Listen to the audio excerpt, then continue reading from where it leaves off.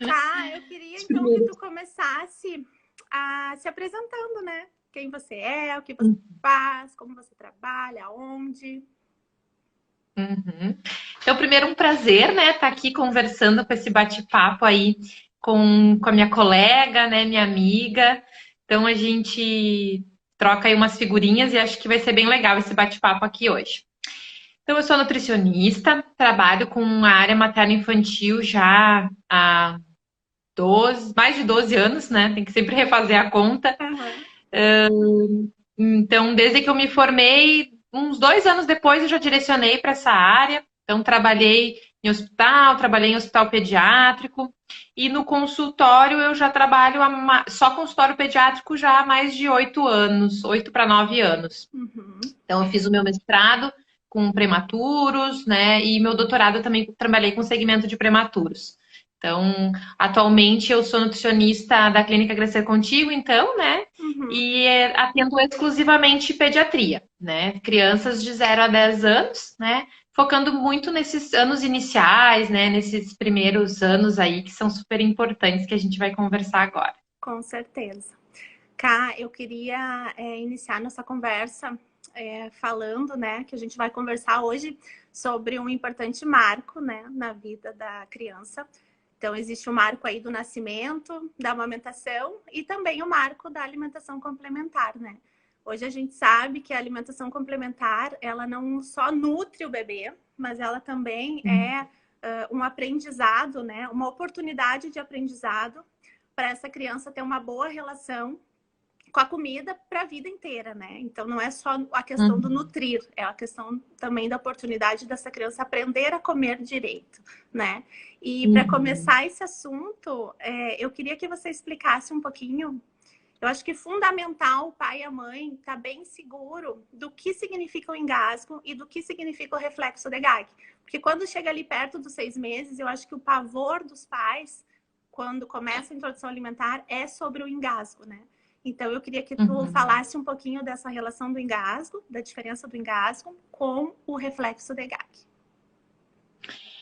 Na verdade, então, certo receio, assim, né, de quando a criança vai começar a se alimentar com uma textura sólida, né, que é Sim. diferente do mamar, né, mamadeira ou leite materno, enfim.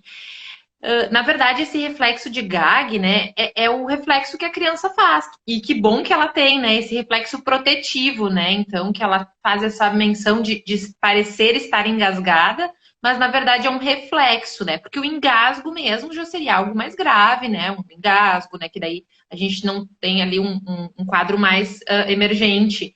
Porque o que normalmente a criança faz é um reflexo, ela se atrapalha, ela tosse, ela dá uma segurada nele no Uhum. alimento e logo se reorganiza. Então, isso é um reflexo bem protetivo e dificilmente a gente precisa até ajudar. Às vezes precisa dar uma ajuda, mas nem sempre assim.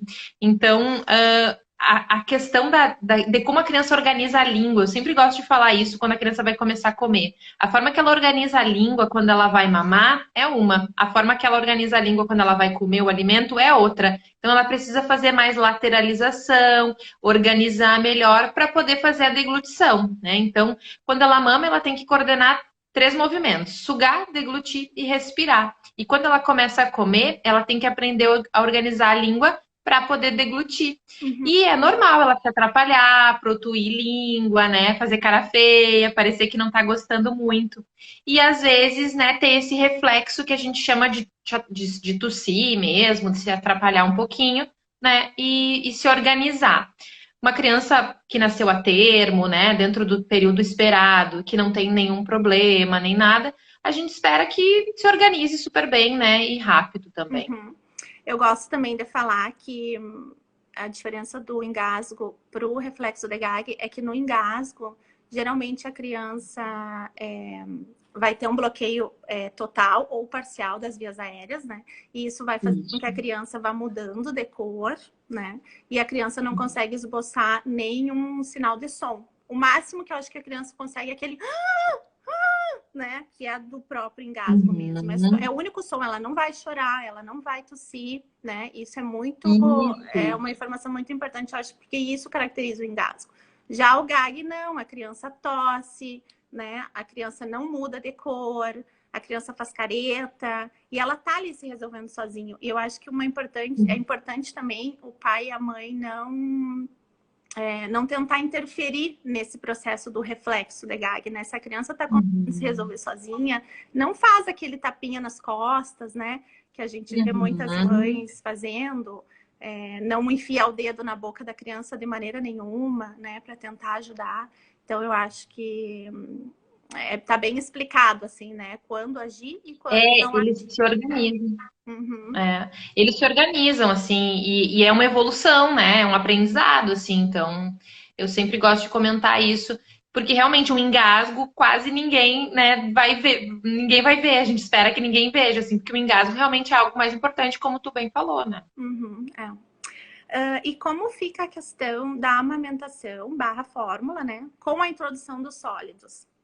Para, não para? Como que você orienta, assim? As mamadas ficam em livre demanda? As fórmulas devem ser oferecidas nos mesmos horários? Na verdade, acho que o termo, né, alimentação complementar, ele já tenta trazer um pouquinho isso. Porque a alimentação, ela entra num caráter de complementar o leite, né? Tanto o leite materno ou, no caso, né, se não possível, a fórmula. Então, ela vai gradativamente complementando.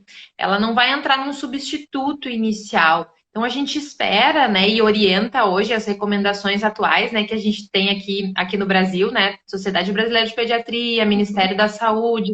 A gente tem a questão da introdução lenta e gradativa, né, sem pressa, no tempo e no ritmo da criança. Então, se eu quero que isso aconteça de forma complementar e gradativa, eu não posso estabelecer, né, uma quantidade. Até porque o mamar no seio a gente vai manter, né, dentro do livre e e quando a gente fala em livre também é dentro desse contexto da família, né, da rotina da família, da organização da mãe.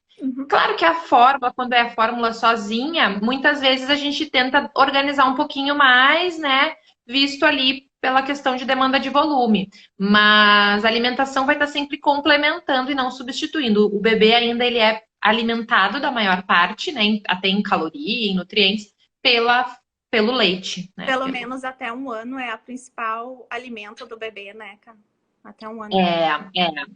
Ele ainda é um lactente, né? Ele é um bebê que demanda de lácteo, né? De leite. Ótimo. E quando começar a alimentação complementar? Com 6 meses? Ou dá para começar um pouquinho antes? Ou esperar? Tem alguma coisa a mais que ajude a gente a saber, né, que é o momento certo? Na verdade, a gente tem essa data, né, que eu brinco assim, que é uma data super esperada, né, os 6 meses de idade. Mas a gente tem que observar outras coisas na criança, né? Porque não é só uma idade, né, cronológica. Pensando nos prematuros, né, que eu trabalhei no mestrado e no doutorado, a gente observa outros pontos, né? O prematuro, teve uma questão de ter nascido um pouquinho antes, que a gente tem que ter um outro olhar. Mas falando de uma A gente vai criança. estar falando de crianças a termos, né? Prematuro, eu acho que Isso. é mais individualizado, né? Saber todo o histórico. É. Então, uma criança que nasceu a termo, ali 37 semanas para mais, o que a gente espera? Que com 6 meses ela já tem uma certa maturidade, né? Já tem uma maturidade gastrointestinal também, ela já demonstra sinais de prontidão, sinais de interesse pelo alimento, ela já segura cabecinha, já tem um pouco mais de controle de tronco, e isso é super importante. Muitas vezes eu vejo alguns bebês que não que todos os bebês tenham que ser hiperestimulados, eles têm que ser estimulados dentro do seu, né, do seu desenvolvimento. Mas às vezes bebês que não são estimulados a ficar sentadinho, né? A cabecinha ainda não tá muito ok. Então, às vezes a gente tem um bebezinho de 6 meses e uns dias que ele pode esperar mais um pouquinho. Às vezes tem um bebê de 5 meses e 20 e poucos dias que tá prontíssimo, né? Então, acho que uma avaliação bem individualizada nos permite essa orientação de um começo, né? Sempre respeitoso, assim, com a criança. E os sinais de prontidão seriam ter estabilidade da cervical, né? Conseguir se manter ereto, conseguir levar objetos à boca. Se eu esquecer de algum, você me fala. Ter Uhum. interesse pela comida do adulto, né? Isso também é Isso, importante. observa mais. Observa mais. E é legal também, esses dias eu estava lendo um artigo que eles estavam falando assim, que quando o bebê começa a levar o objeto para a boca, isso é excelente para já preparar para a introdução alimentar, né? Claro que a gente está falando aqui de Uhum. objetos seguros, né? Objetos grandes, objetos para crianças, né? Menores de 6 meses ou até 6 meses. E levando, por exemplo, uma colher de silicone na boca, um mordedor, a criança já vai se acostumando com algo novo dentro da boca, né? Com aquele brinquedo dentro da boca. Ela já vai explorando o reflexo de Gag, né? Ela já lateraliza a língua para lá e para cá, porque ela leva a colher para cá, leva a colher para lá, né? E ela também leva esse objeto, ela consegue levar esse objeto até o terceiro molar, que é onde acontece a mastigação. Então, assim, são inúmeros benefícios só de deixar o bebê levar um objeto à boca, né? Um objeto seguro. Então, é muito legal, né? Isso que tu falou da colher, né? Eu sempre comento de permitir comprar duas, né? Nessa forma de oferta e permitir que ele tenha contato, o bebê pegue uma e participe mesmo ainda, né? Com uma coordenação não tão fina, né? Que ele ainda não tem nessa idade, Sim. mas que ele vá gradativamente. Então, que ele participe, né? Tem uma fono que eu trabalhava que ela sempre falava isso, eu achei muito legal. Legal. Então, É assim, uma boa dica. Deixa eu falar um pouquinho de uma curiosidade aqui nos Estados Unidos. A Associação Americana de Pediatria, ela recomenda também que a alimentação, né, que a alimentação complementar ocorra a partir dos 6 meses, tá? Mas essa é uma orientação, né, da Sociedade Americana de Pediatria, mas infelizmente, é muito poucos os pediatras que fazem essa recomendação. E isso eu tô falando assim, porque eu já falei com diversas mães conhecidas, eu tenho um grupo de WhatsApp que eu faço parte, e tem diversas mães que relatam a dificuldade de achar um profissional. Claro, não vamos generalizar, né? Mas a dificuldade que elas têm de achar um profissional que tenha uma linha parecida, uma linha de pensamento parecida com o profissional do Brasil, né? Então, e também aqui é mais comum as crianças começarem a introdução alimentar com 3, 4 meses. E isso eu acho que está ligado com a licença maternidade. A licença maternidade aqui nos Estados Unidos, não existe uma lei regulada para licença maternidade. Então, falando aqui do Texas, só por questão de curiosidade mesmo, porque aí no Brasil as mães têm 6 meses de licença, umas têm 6, mas outras têm 4, mas isso é lei e pode ter 4, né? Aqui não. Aqui a licença maternidade são 3 meses, mas esses 3 meses, 12 semanas, eles não são remunerados. A mulher só tem essa segurança de 12 semanas para garantir que após as 12 semanas, o trabalho dela vai estar segurado. Ela não vai perder o trabalho se ela ficar 12 semanas afastada. Mas ela não vai ser remunerada. Ela só vai ser remunerada de 4 a 6 ou 8 semanas. Isso depende muito do parto que a mulher teve, ou parto normal ou cesárea. Ainda tem essa diferença, né? Se for parto normal, ela vai talvez ganhar um pouco mais. Se for cesárea, ela vai talvez ganhar um pouco menos. Então, ainda tem essa diferença, né, do parto aqui. Então, eu acho que isso já justifica um pouco, né, por que aqui nos Estados Unidos eles começam a introdução alimentar tão cedo, né? Devido ao que a mãe tem que voltar para o trabalho, e aí tem toda a questão da amamentação, que aqui também não é muito... Os índices são baixos, né? Eles não são muito, assim, não tem muito apoio, né, para amamentação. É uma pena, só por questão de curiosidade, assim mesmo. Não, isso faz toda a diferença, né? A questão da licença aqui ser de 4 meses e estendida a 6 meses, e hoje a gente vê isso nos órgãos públicos, né? E algumas empresas já têm apoiado, e a gente espera que no futuro, né, esses 6 meses vire regra para todos, né? E não fique aí, porque a gente recomenda exclusivamente os 6 meses, e aí pede que a mãe retorne ao trabalho aos 6, né? Então fica um pouquinho incoerente, né? Fica, né? E a gente sabe. E aí isso vai impactar nos índices de aleitamento. E hoje a gente tem pesquisas suficientes mundo afora, né? Que mostram esses benefícios aqui. Que daí é um assunto, né, super extenso também, assim, pra gente falar. E assim, conversando com as mães, que eu conversei semana passada, muitas receberam uma pergunta na maternidade. A criança recém nasceu e as enfermeiras já estavam perguntando: você decidiu qual fórmula você vai dar para a criança? Como assim, né? Eu vou dar um Pois é. leite, se tem, né? Se a mulher, claro, respeitando qualquer tipo de opinião, mas se a mulher quer, né, amamentar e se pode amamentar, não tem porquê, né, o uso da fórmula. Agora, se a mulher não quiser amamentar e a mulher sabe de todos os benefícios e tudo, né, que pode acontecer não amamentando, também a gente respeita, né? Mas perguntar para a mulher se ela já escolheu a forma com o recém-nascido no Direcionando, colo, né? né? É uma realidade muito diferente da que a gente tem no Brasil, né? No Brasil, acho que tem muito mais apoio ao leite materno, a mãe tem muito mais apoio. Aqui já é bem mais complicado em relação a isso. Acho que a gente vem numa evolução boa. E agora a gente vai falar sobre a abordagem, né? A gente costumava falar em método, mas a gente não tem mais falado, para não ficar, a família não ficar engessada naquele método BLW, método participativo, método da Camila, método da Francine. Então, eu queria que você falasse um pouquinho de como fazer a abordagem para os alimentos sólidos. Na verdade, então, as famílias nos buscam, né, e perguntam: qual método que tu trabalha, né? Como é que acontece isso, né? Como é que eu faço a papinha? Então, hoje a gente tem tentado mudar um pouquinho até essa nomenclatura, né? Ao invés de falar só, tipo, a introdução dos alimentos, ela acontece de forma complementar, né? Os alimentos são introduzidos de forma complementar de diferentes abordagens. Na verdade, a gente vai abordar a criança de diferentes formas, né? O último guia do Ministério da Saúde até traz essa nomenclatura de formas de oferta do alimento, né? E a gente ouve muito falar sobre o BLW, né? As mães que estão aqui nos ouvindo já devem ter lido, conversado com amigos, né? Enfim, que fizeram desse formato. E a gente tem aí evidências hoje que discutem bastante quanto à forma, né, de oferta.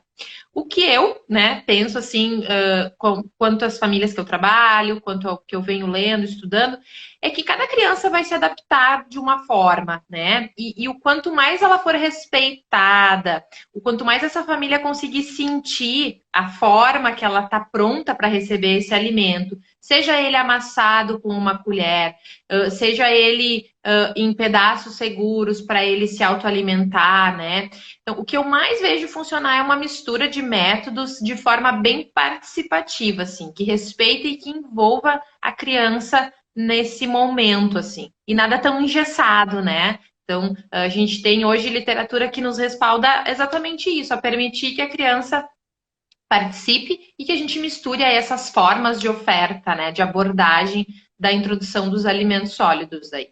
Se a gente fica muito engessada, né? Assim, fala para o pai ficar muito muito engessado no método, os pais acabam não não observando tanto a criança, né? Eles são tão obcecados por fazer ou dar pela colher ou pelo BLW, enfim, que eles ficam engessados nisso e eles acabam perdendo o olhar da criança. Geralmente o bebê sabe como ele quer comer. Eu tenho um exemplo muito grande, muito assim, é lindo de ver. Eu tenho 3 sobrinhos, né? Mas 2 sobrinhos, os mais novinhos, agora com 2 anos. A menina, ela não aceitava, a minha sobrinha, né, a Lívia, ela não aceitava que alguém desse de colher para ela. Assim, tinha que colocar tudo na bandeja e ela queria comer. Se você ia com a colher, ela fechava a boca. Isso é um sinal da criança. Já o Bento, no começo da introdução alimentar, ele ficava com as mãozinhas paradas na bancada, podia colocar o que quisesse, ele não pegava, mas se a mãe fosse com a colher, ele vinha ao encontro da colher e abria um bocão, assim. E eles comem super bem, tanto um quanto o outro, até hoje. Então, assim, a criança, é muito importante que os pais tenham confiança no bebê, né? Porque a mãe tem confiança que o bebê tá mamando. Então, ela já está confiando no bebê. Por que aos 6 meses ela também não vai continuar confiando, né? Eles sabem como eles querem comer e eu acho que independente do método, da forma, respeitar o bebê, olhar com atenção para a criança, ela vai te dar os sinais de como ela quer ser alimentada, né?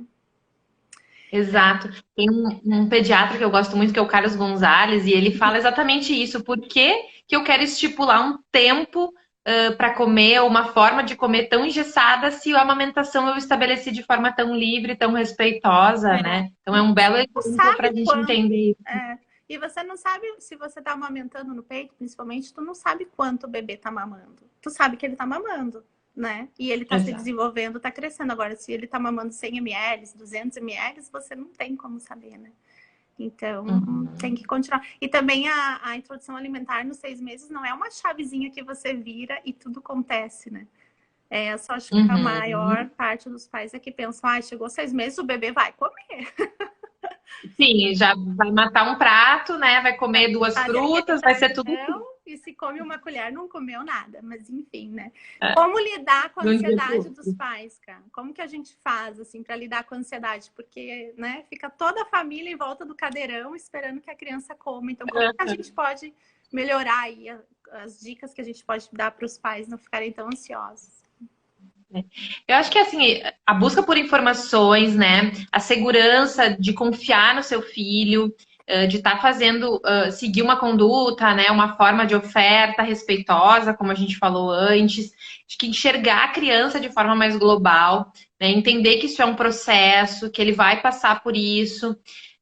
Claro que a gente fica ansioso com qualquer momento, mas quanto mais a gente compreender que esse processo é no tempo da criança, é no ritmo dela, que ela está sendo alimentada pelo leite, né? E que a alimentação vem num caráter de complementação, e que ali eu estou provocando também um hábito, né? Prazeroso, tranquilo. Que a alimentação, eu sempre digo assim, quando a gente vai comer alguma coisa pela primeira vez, né? Viajou para um local diferente aí, né? Tu, quando foi morar aí, quantas coisas diferentes foram sendo experimentadas? E nem sempre a gente gosta num primeiro momento. Eu sempre dou esse exemplo do adulto consumindo, né, diferentes alimentos. Para a criança, isso é uma novidade todo dia, né? Então, Sim. muitas vezes isso traz estranheza, não gosta num primeiro contato, e gradativamente vai aprendendo a gostar. A gente muda muito também, né? O nosso hábito, né? O nosso paladar. E a criança está em processo de construção também desse paladar, né? Dessa formação. Então, tudo, quanto mais variedade ela receber também é melhor, né? Para Claro. poder estar modulando esse paladar aí para bons hábitos, né? Que é o que a gente espera e tenta plantar nesse comecinho. E é importante também os pais saberem que criança de 6 meses, né, um bebê de 6 meses, ele não sabe que a comida mata a fome, né, cara? Até então, ele só conhecia o leite. Então, na cabecinha dele, de criança de 6, 7 meses, eles não sabem que a comida vai matar a fome, assim como o leite materno. A fórmula também traz essa questão de saciedade, né? E isso eles vão aprendendo aos poucos. Então, quer dizer que nenhuma criança vai raspar o prato, né? Essa preocupação da quantidade que a criança tem que comer, nenhuma criança vai raspar o prato aos 6 meses, né? E mais importante que a quantidade, o pai e a mãe ele é responsável pela qualidade dos alimentos, né? Então, se você está oferecendo uma qualidade boa de alimento, não se preocupe com a quantidade, deixa para o bebê e ele vai comer a quantidade e vai aprender, né? Aos 6, 7, 8 meses, a ver também que aquele alimento está saciando a fome dele, né? A variedade, né? Aproveitando essa pergunta, esse tópico, eu tenho uma questão assim, ó. Insistir em dar alimentos separados, mas meu bebê só come tudo junto. Aí uma mãe quer saber se isso é ruim. Ela insistiu em dar alimentação separada, mas o bebê só come tudo junto. E ela tá perguntando se isso a longo termo é ruim. O que tu acha? Assim, o que a gente tenta orientar, né? Baseado nessas recomendações, então, que a gente tem aqui no Brasil. O quanto mais a gente oferecer os alimentos dentro do seu sabor, da sua textura, é melhor para essa modulação e essa construção de paladar, né? Então, essa questão de oferecer uma papinha com todos os alimentos misturados, isso a gente já não orienta há um tempo. Mas a gente ainda vê isso em outras culturas, né? Eu comentei contigo que eu atendi um bebê a família mora em Portugal, e a orientação é de iniciar a alimentação mais cedo um pouco, com os alimentos todos misturados, fazer uma sopa. Então a gente ainda vê, né? Comparado com aqui, né? A mãe era brasileira, daí buscou, né, o meu atendimento para a gente poder estar trabalhando isso. Então a gente ainda vê algumas coisas assim, nesse sentido. Então, o que a gente recomenda hoje, né? A oferta do alimento de preferência separado, né? Para a gente poder ver sabores, texturas, cores, né? Cheiros. Quando a criança não aceita de jeito nenhum assim, claro que às vezes a gente começa ali, eu brinco, quem não gosta de um arroz e um feijão misturadinho, né? Então, algumas coisas a gente, claro que pode ir ajustando, mas aquela comida toda misturada, ele acaba que ele não sente sabor, né? Come, talvez vá comer, né? E comem, mas a gente tem que ir gradativamente tentando tirar alguns alimentos. Eu ia orientar nesse formato, tipo, Uhum. tira um, dois alimentos que tá ali misturado e vai tentando dar separado. E mantém algumas coisas misturadas e gradativamente vai tentando tirar, né? Pode ser uma dica aí que ajude. E ela perguntou se isso é ruim a longo prazo. E né, Cá, porque a criança vai virando uma bola de neve. Chega num momento que fazer tudo misturado, só sopa, ela vai ter uma dificuldade alimentar mais maior futuramente, né? A introdução de novos alimentos vai ser muito difícil para essa criança. Então, quanto antes você conseguir resolver esse problema, eu acho que melhor, né? Porque com certeza Exato. bom, não vai ser só uma bola de neve. E o problema você só tá arrastando mais para frente. Vai chegar uma hora que essa criança, a gente já sabe ali que com 1 ano, 2 meses, 3, eles já diminui o apetite, né? Porque o mundo externo já mostra outras coisas mais interessantes do que a alimentação. Então aí já vai começar Uhum. um problema maior para essa mãe, né? Exato. Tá, e É. qual alimento começar? Começa com fruta? Começa com uma cenoura? Com brócolis? Qual alimento começar? Eu acho que isso é a pergunta que mais a gente recebe, né? Com qual alimento eu começo? Uhum. É. A recomendação atual, então, que a gente tem é de iniciar a partir dos 6 meses, então, observando esses reflexos aí que a gente comentou antes, claro, com todos os grupos de alimentos. E aí, quando eu falo essa frase, as pessoas chegam a. Como assim tudo, né? Na verdade, tudo que é comida, né? Comida mesmo, comida de verdade que a gente tanto fala, né? Então, variedade de frutas, sempre respeitando sazonalidade, variedade de verduras, legumes, comida, né? Arroz, feijão, carne, ovo, Comida né? Tudo isso. de preferência, né? Se a família se Depre- alimenta bem, né? Tem Exato. essa vírgula. Mas a gente não tem, assim, uma regra, né? Eu não tenho literatura que me diga, tem que começar comendo uma fruta. Então, eu posso iniciar com algum dos alimentos, desses grupos de alimentos. Normalmente, a gente acaba orientando iniciar com a fruta, em oferta do meio da tarde, meio da manhã, para a criança ir se acostumando com aquele alimento, com aquela textura. Mas nada impede que eu já tive crianças que eu comecei com uma cenourinha, porque o horário do meio-dia era o horário que a família conseguia estar em casa e queria participar, né, desse processo inicial. Então, a ideia é que ela vai se adaptando a uma textura, assim, e a gente vai entrando com todos os grupos de alimentos gradativamente também, e claro, sempre respeitando sazonalidade, né? A gente vai Aham. respeitando aí o que a gente tem na época com uma oferta. Eu brinco, sempre brinco que é o que é bonito e barato, né? É o que vai tá legal aí para começar também. Aqui nos Estados Unidos, a Associação Americana de Pediatria também recomenda que a gente comece com alimentos de verdade, né? Frutas, vegetais, né? Mas a maioria das pessoas, dos pediatras também ainda recomendam começar com a papa de arroz. E eu estava lendo no Uhum. site lá da CDC, que é o Centro de Controle e Prevenção de Doenças, né? Tem uns dados lá muito interessantes. E um dos dados me chamou bastante atenção. Quando o bebê completa 9 meses aqui, que aqui não só aqui, mas quando o bebê completa 9 meses, o bebê já tem o movimento da pinça. Então o bebê já consegue, né, pegar os alimentos e levar para a boca. Quando chega aos 9 meses aqui, como ele já tem esse movimento, as mães começam a ofertar alimentos não tão nutritivos. Cereal, bolacha, cookies, biscoitos, enfim, esses alimentos, né? Então, assim, cai muito a oferta de alimentos saudáveis, cerca de 80%, e eles vão mais para esse lado. Nos supermercados aqui, você fica perdida na prateleira de cereais. Tu não sabe qual escolher. A oferta é tanta, mas tanta, que pela praticidade e pela cultura americana também, né? Porque a alimentação deles, a gente sabe que não é nem um pouco parecida com a do Brasil. A alimentação deles é bem ruim, né? Tanto é que os índices de obesidade são enormes aqui. E isso Sim. começa desde lá dos 9 meses, né? Só pelo fato do bebê já ter esse movimento de levar a própria comida para a boca, eles já substituem por coisas industrializadas. E aí depois, para tirar isso da criança e para tentar devolver de novo os vegetais, as frutas, é difícil, né? Tu vai na casa de um americano, tu olha assim, fruta na fruteira, é raro assim de ver, né? Mas eles estão cheios de cookies, cheios de papinhas, porque aqui tem muita papinha também. E é difícil achar uma papinha salgada, assim, não que eu tô dizendo salgada que tenha sal, mas as papinhas são todas mais pro doce, assim. 2 frutas juntas, por exemplo, uma carne, um macarrão numa papinha, claro que não é ideal, mas é muito difícil encontrar. Você só encontra papinha mais pro lado doce, sabe? Frutas misturadas, coisas mais doces, assim.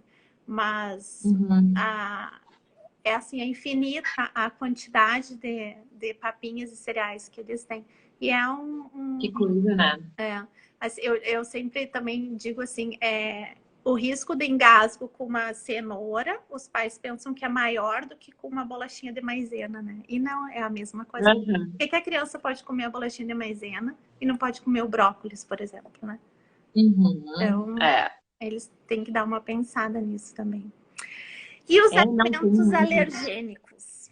Quando oferecer? Então, a gente pode entrar, sim, a partir dos 6 meses, com o ovo, o peixe, né?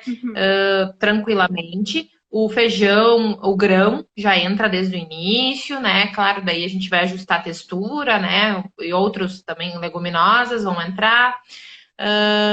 Um pouco que se fala também em relação ao glúten, que a criança não pode receber. Bem pelo contrário, a partir dos 6 meses a gente até provoca essa oferta, né? Tem algumas literaturas que nos respaldam quanto a isso, mas eu não preciso ir lá oferecer uma bolacha, né? Como você estava falando. Eu vou oferecer um macarrão, que tem glúten, né? Como o carboidrato que vai estar ali no pratinho.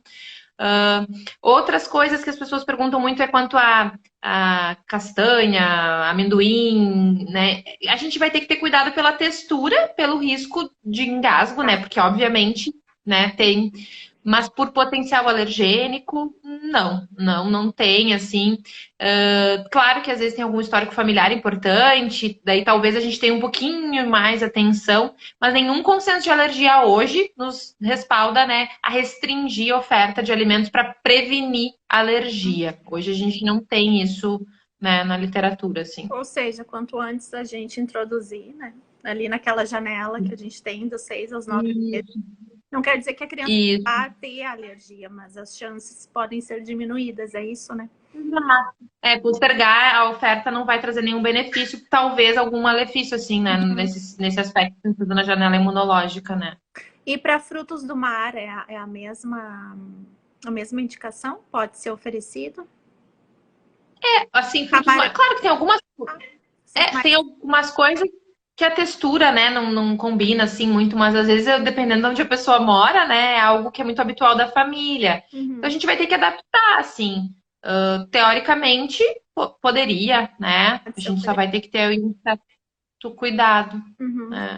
Acho que o legal também de falar é não introduzir esses alimentos e também no início da introdução alimentar não misturar muito os alimentos, né, cara? Por exemplo, vamos começar aí com a manga. Hoje eu ofereci a manga, aí não ofereci a manga agora, daí depois mais tarde a banana, depois mais tarde o morango. Porque se a criança tiver alguma reação, principalmente com morango, né? Que a criança fique vermelhinha,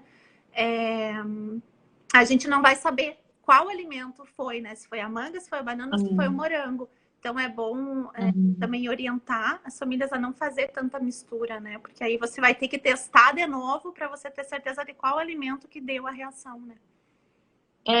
Então a gente pode, por exemplo, assim, numa criança que está recebendo ali depois, né, desse processo de alimentação complementar, 2 frutas ao dia, uma refeição principal de almoço, né? Pensando que o jantar entra lá no 7º mês, não precisa dar 2 frutas diferentes no dia. Oferece uma que já foi exposta e uma novidade, né? A gente pode ir gradativamente oferecendo essas novidades. Não precisa num dia oferecer tantas variedades. Porque aí a gente fica um pouco mais seguro também, né? Isso acalma um pouco essa ansiedade, né?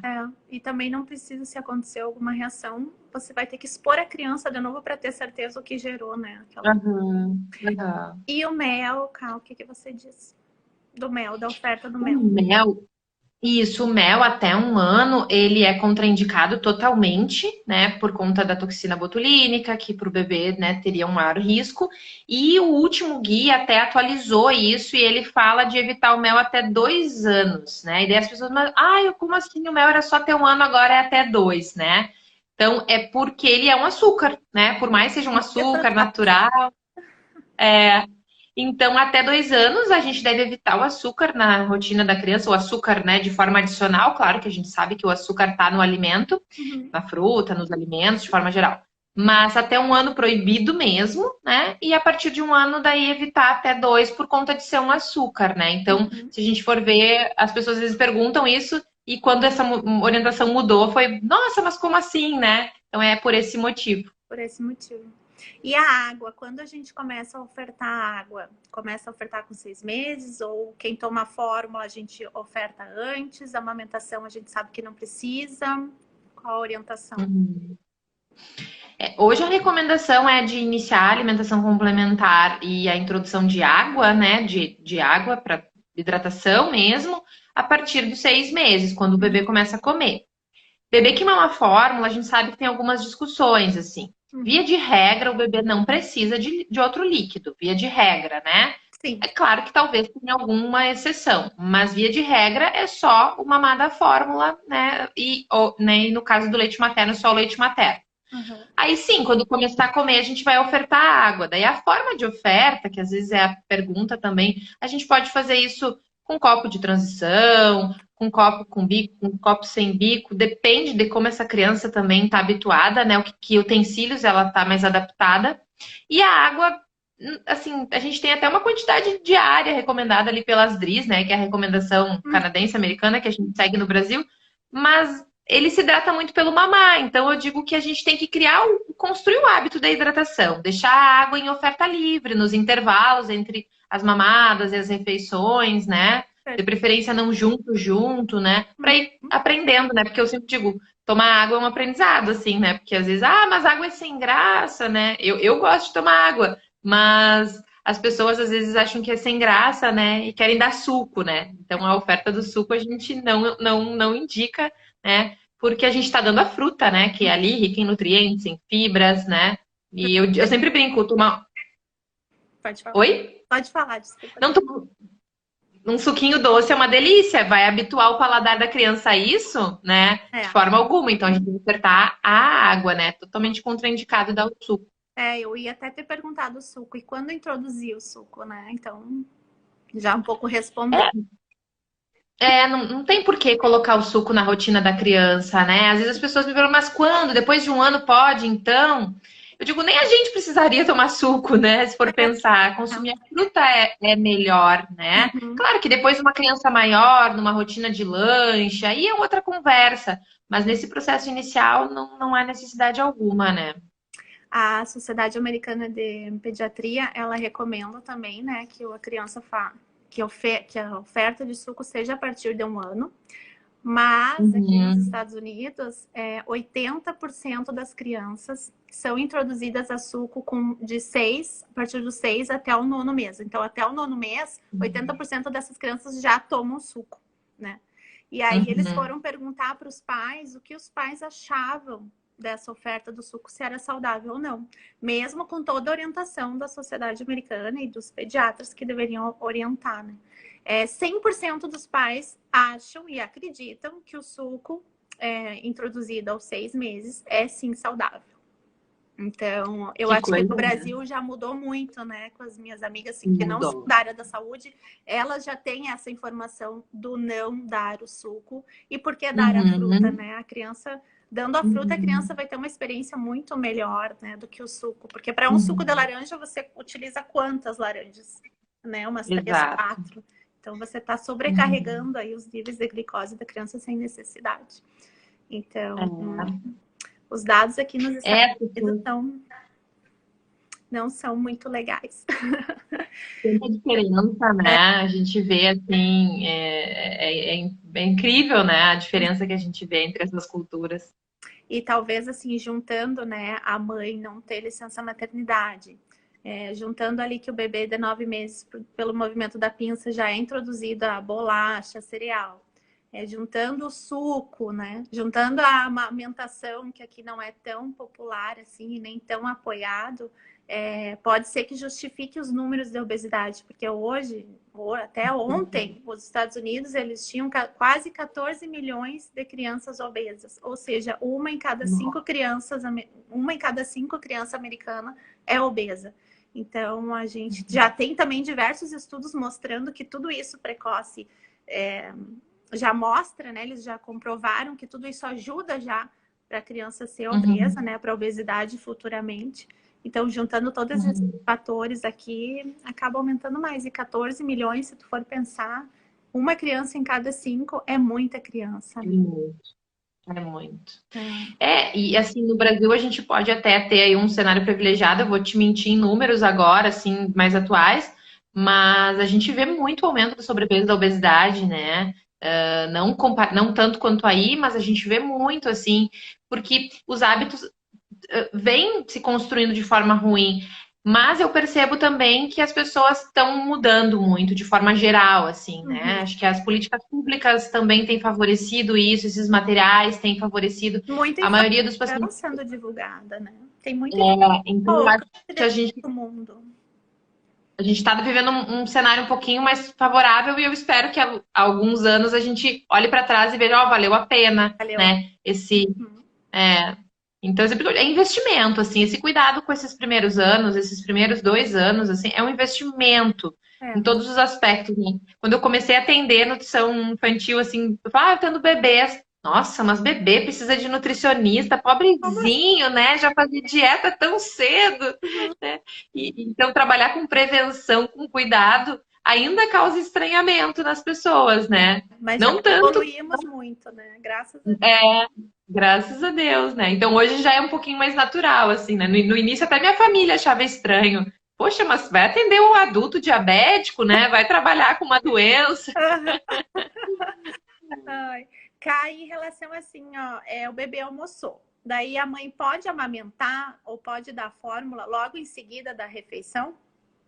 Por questão da absorção do ferro, né? De nutrientes, qual a recomendação? Porque essa pergunta também eu recebo bastante. Assim, não sei o que né, tu tem comentado, mas em relação ao leite materno, a gente não cria uma regra, assim, né, tão engessada. Em relação à fórmula, a gente pede um pouquinho mais de cuidado com um intervalo mínimo aí, eu diria de uns 30 minutos, se possível até 1 hora, né, melhor, porque tem muita aquela questão do mamar para dormir, né, porque realmente a gente sabe que o cálcio ele acaba atrapalhando a absorção do ferro, que está presente ali nos alimentos que foram consumidos na refeição principal, na carne, nos vegetais escuros, né, então a gente acaba que atrapalha. Mas o leite materno já não teria esse comportamento, assim, então já seria um pouquinho mais... fórmula, né, esperar pelo menos uns 30 a 1 hora seria perfeito para o seria o melhor, assim. E em relação ao sal, colocar sal na comida ou não? Eu sei que mudou também, né? O guia veio novo esse ano, o ano passado, né? Ano passado, 2019, de novembro, foi o lançamento ali. Assim, então a gente tem essas 2 recomendações, né? Que é o guia para a população, para crianças menores de 2 anos, que foi na verdade, ele foi todo atualizado, não é reimpresso, em 2019 ali. E tem o manual da Sociedade Brasileira de Pediatria de 2018. Então, do Ministério, eles falam que o sal pode ser introduzido desde os 6 meses em pequena quantidade, tá? Daí também criou um rebuliço, né? Eu fui no evento que fez o lançamento, que foi o ENAM, que teve no Rio. E como assim? Pode sal agora? Meu Deus! Aí virou uma confusão, né? Na verdade, é um material que venha mais a nível de domínio público, assim, né? Para as pessoas tentarem trazer a criança para o alimento da família, para a família se alimentar melhor, né? Então, foi isso que eu entendi. Eles não falam para sair colocando muito sal na alimentação da família, tanto que eles falam que é pequena quantidade. Mas no material da pitada, né? No material da Sociedade Brasileira de Pediatria, eles já falam que não tem necessidade de sal de início. Acho que a gente tem que ter um bom senso, né? Se eu vou fazer os alimentos separados num primeiro momento, ou vou pegar os pré-preparos, não tem por que eu oriento adicionar o sal, né? Em tudo. Botar sal no feijão, sal no arroz, sal na cenoura, sal no... Tem coisas que a gente não precisa colocar sal. porque a gente tem uma variedade de temperos naturais para usar, então por que usar o sal? Então eu sempre peço assim, não tem necessidade de usar o sal, né? Quando for ali partir da alimentação da família e tal, se a família conseguir se condicionar a usar menos, ok. Mas eu sempre deixo para deixar o sal mais para frente, assim, mas ali pelos 9, 10 meses, que o padrão da alimentação já mudou também, aí fica mais perto da família. Até eu tenho uma pediatra que é a doutora Elza Juliane, ali de Porto Alegre, que ela sempre fala que como que eu quero ir do nada do sal para com sal com um ano, né? Então ela diz que no meio do caminho eu posso ir fazendo uma adaptação do paladar da criança, daí colocando Um aos pouquinho. poucos, né? Uhum. É, Principalmente mas em colocar desde o carnes, eu início. acho, né? Em carnes, assim, É, uma aceitação melhor. Mas quando a gente fala colocar sal, é um mínimo, né? Porque a gente sabe que o consumo de sal aí no Brasil é 3 vezes maior do que o recomendado, né? Então a gente tem que ter muito cuidado, que não é colocar o sal, é colocar o mínimo possível para talvez a criança aceitar um pouco melhor essa carne, né? Mas eu também prefiro deixar mais para frente, não gosto de orientar não no começo. tem tanto tempero para abusar, né? Que a gente pode usar tempero natural aí para modular esse paladar de forma mais favorável. E aí eu brinco que é o meio do caminho, que a família vai diminuindo o sal, a criança fica sem, daí eles se encontram, lá pelos 9, 10 meses. Uhum. E até eu acho, eu não sei o que tu acha, mas, por exemplo, para temperar um frango, ou até uma carne, frango, por exemplo, espremer um pouquinho de maracujá, né? Deixar ele marinando lá na geladeira por 2, 3 horas. Ou se for oferecer um peixinho, colocar um pouquinho de suco de limão e deixar marinando, porque pega um gosto. Ótima dica, claro, é verdade, Então, eu acho fica, que também né? dá para usar cúrcuma, páprica, cebolinha, salsinha. Nossa, orégano, acho que dá para usar também, né? Tomilho, enfim, louro. Tem uma infinidade de temperos que a gente pode Muita usar, coisa que para o usar. sal é o, É, é o último, né? é o último, exato, é verdade. Eu tenho umas perguntinhas aqui, eu anotei numa lista. Eu não vou conseguir fazer todas, porque a gente tem. Eu vou escolher só uma, porque a gente tem 3 minutos, já passou 1 hora, cara. Já É faz 1 hora sério? que a gente tá aqui. Faltam 2 minutos e 50 Pra fi- segundos. E a gente tem que terminar, porque senão o Instagram vai nos bloquear. E aí eu tenho medo de não Aham, conseguir salvar a live. Mas a gente já falou tá. quase 1 hora. Deixa eu ver aqui. Essa eu achei bem interessante. Olha só. Meu neto de 6 meses e meio adora abacate. Eu posso dar abacate todo dia? Olha só. A gente tá na época do abacate, né? É, A variedade. foi por isso que ela. É, aqui no Brasil. Deve ser por isso. Abacate é uma fruta excelente, né? Mas aí é aquilo que a gente comentou antes. Eu quero que a criança receba diferentes alimentos, variedade, ela tá modulando o paladar. Então, se eu der todo dia abacate, né? Pra... Ele não vai conhecer outras coisas. Uhum. Então, não teria problema, mas a gente pode intercalar com outras frutas da época. Agora a gente vai começar aqui no sul, né, com a nossa bergamota famosa, né? Então, a gente tem outras coisas que dá para intercalar com o abacate que está na época. Uhum. Mas pode ser oferecido com frequência. Eu diria não todo dia, mas pela questão da variedade mesmo, assim, né? De conhecer outros sabores de alimentos. Existe um leque, né? Para ser ofertado, não precisa oferecer abacate todo dia, né? Outra Exato. pergunta bem interessante. Devo deixar o bebê com fome para comer, para ele poder comer? Eu não gosto muito disso, não, né? Eu acho que deixa a criança mais irritada, né? Então, Criança quando o bebê irritada às vezes com fome, com sono, não come, né? não come, né? Então, eu prefiro que ele mame um pouquinho e depois vá comer mais tranquilo, né? Não Uhum. é a criança com fome ou uma criança que às vezes vai ser desmamada para comer melhor. Eu não acredito nisso, assim, né? Não acredito nisso. Cá, e para fechar nossa live, eu vou te agradecer. Muito obrigada por ter aí Imagina. aceitado o meu convite, por falar desse assunto que eu sei que tu adora, né? Que já pratica há tantos anos e estuda. Sabe que eu sou uma fã do teu trabalho. Te agradeço por tu estar aqui. Eu Imagina. queria que tu fechasse assim com uma mensagem para quem está nos escutando, para falar, respondendo uma pergunta que eu também recebi, que eu achei bem interessante. A alimentação complementar influencia no comer do futuro? Eu queria que tu fechasse aí respondendo essa pergunta. É, com certeza. né? Influencia muito. Eu acho que a gente tem que pensar nesse sentido de que nós estamos plantando uma sementinha, né? Nós estamos plantando bons hábitos. É um investimento que vale a pena, é um cuidado, é amor, é carinho. Então, eu acho que ter esse cuidado nesse primeiro momento vai fazer toda a diferença naquela fase lá que é pensar que a criança não vai estar comendo tão bem, tu vai lembrar que ela tem isso plantado, né? Esses primeiros anos fazem a diferença, Aham. né? Então vale a pena, invistam nisso. Quero te agradecer também com muito Ah, carinho, né? A gente tem trocado várias figurinhas, né? Te admiro um monte também, tá aí, obrigada. aprende, né? A gente vai aprendendo junto sempre e Com crescendo, né? E daqui a pouco tu tá aí cuidando dos americaninhos aí, né? Também, e os brasileirinhos daqui. É verdade. Obrigada, amor. Um beijo bem grande. Obrigada. Beijo, Tchau, tchau. tchau, tchau.